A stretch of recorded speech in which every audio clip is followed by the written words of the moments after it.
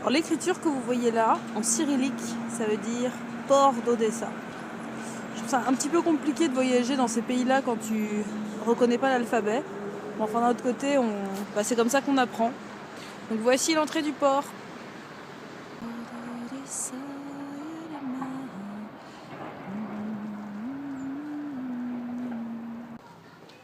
Ça aussi c'est Odessa, c'est des très très beaux bâtiments. Et là je suis à côté d'un parc immense. Alors l'avantage du parc en hiver, c'est que tu peux voir à travers les arbres, sur le port par exemple.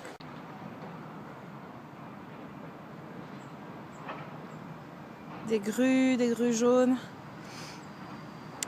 Je crois que les paysages sont similaires dans tous les ports du monde.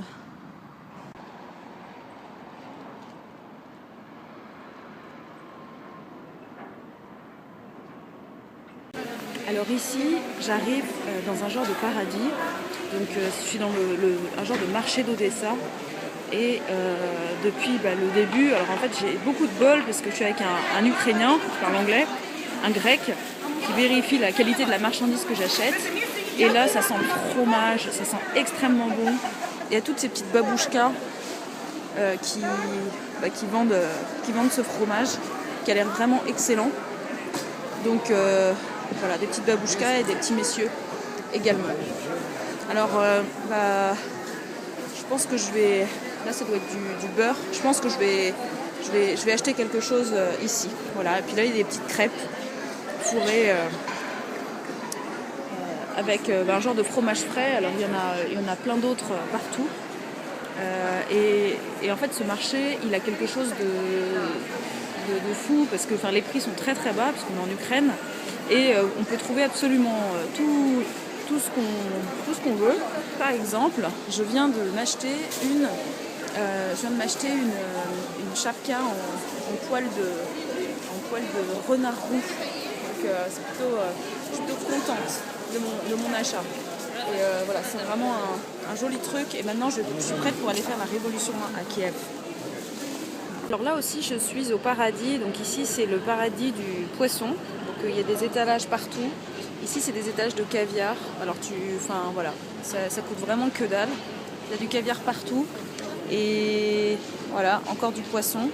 Et donc ces grandes halles, elles servent vraiment de tout. On peut trouver vraiment de tout ici, à des prix, mais défiant toute concurrence.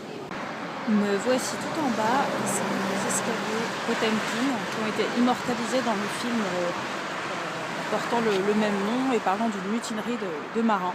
Alors dans ce film, on voit un landau qui dévale les escaliers après que la mère se soit fait tuer. Et pour être très franche, je crois que j'avais peut-être jamais entendu parler de ce film. Enfin, ça m'était familier, mais depuis, la scène du landau a été reprise dans beaucoup de films. Donc voilà les escaliers mythiques.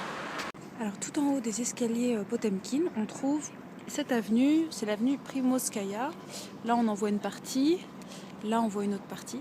Et donc on m'a dit que c'était un boulevard, les Odessites l'appellent le boulevard, sur lequel les gens aiment bien se promener. Alors c'est un peu la canne-bière locale quoi. Voilà. Et Dieu sait que là il y a des gens qui ont des aigles. On peut faire prendre en photo avec. Et Dieu sait que les Odessites aiment la mode. C'est un truc de malade. Ici les femmes elles sont sapées mais toutes pareilles. Me voici à l'Opéra d'Odessa. Alors l'Opéra d'Odessa c'est un endroit, on m'a dit, il faut pas que tu le rates parce que c'est vraiment trop génial. C'est très très beau, c'est un coin qui est assez chiadé. Et donc m'y voici. Donc je voulais d'abord le visiter comme l'Opéra de Budapest où j'avais eu une très belle visite et c'était pas possible de le visiter. Ce qui fait que j'ai acheté une place pour ce soir, donc 3 heures de Tchaïkovski. Alors je sais même pas quelle est la programmation, je sais juste que c'est du Tchaïkovski. Petit détail pratique, avant l'entrée en scène des artistes, donc les places qui sont ici, en fait ici ça va de 70 roubles ukrainiens jusqu'à 700, donc environ à peu près 6 euros jusqu'à 60 euros. Les 60-70 c'est là, et moi je suis dans les 7 euros, donc c'est vraiment très bien, c'est dans la fosse quoi, près de la fosse, et j'attends avec impatience de le lever du rideau. Et apparemment, je suis pas la seule à trouver que c'est un endroit assez sympathique, ma foi.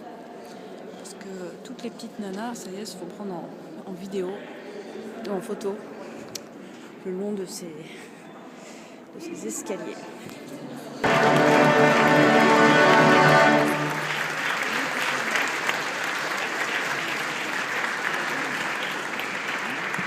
Je quitte la gare d'Odessa et je pars pour Kiev.